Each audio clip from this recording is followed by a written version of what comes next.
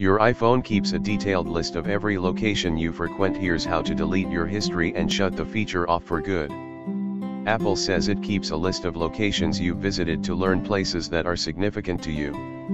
Apple keeps a detailed, itemized list of every location you've been with your iPhone. The feature is found deep inside your iPhone settings, where you can find specific addresses of places you've gone, how often you visit them, and when you visited them. Here's how you can delete the history of your locations and turn off the tracking feature for good. There's a little-known feature built into your iPhone that keeps a history of everywhere you've been and how many times you've been there. This significant locations list can be found in your settings, but it's rather hard to find, whether purposeful or not. Apple tracks and stores where you've been and how often, and when, you visit. But it gets even more detailed than that. Your iPhone compiles locations specific to a single address and tracks when you leave there and even how long it took to get there and by which mode of transportation.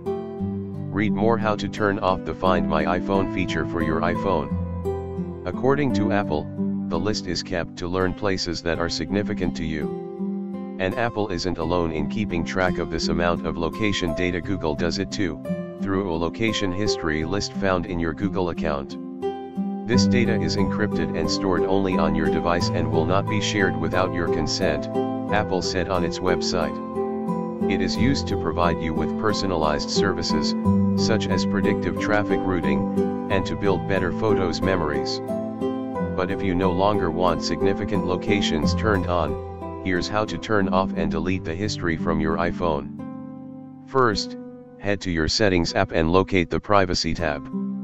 Click on the first option, Location Services. Underneath, you'll find a list of every app on your iPhone and the kind of access each one has to your location data. But skip that, and scroll to the bottom of the page, where you'll find System Services.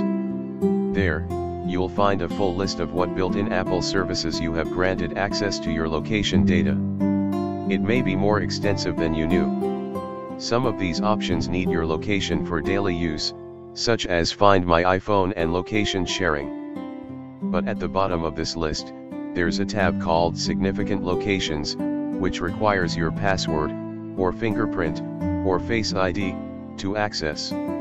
You'll find a comprehensive history of where your iPhone has been. The list is sorted by city and under each, you can find even more specific info, the addresses of places you've been, how many times you've been there, the specific dates, and times, you were there, and how much time you spent there.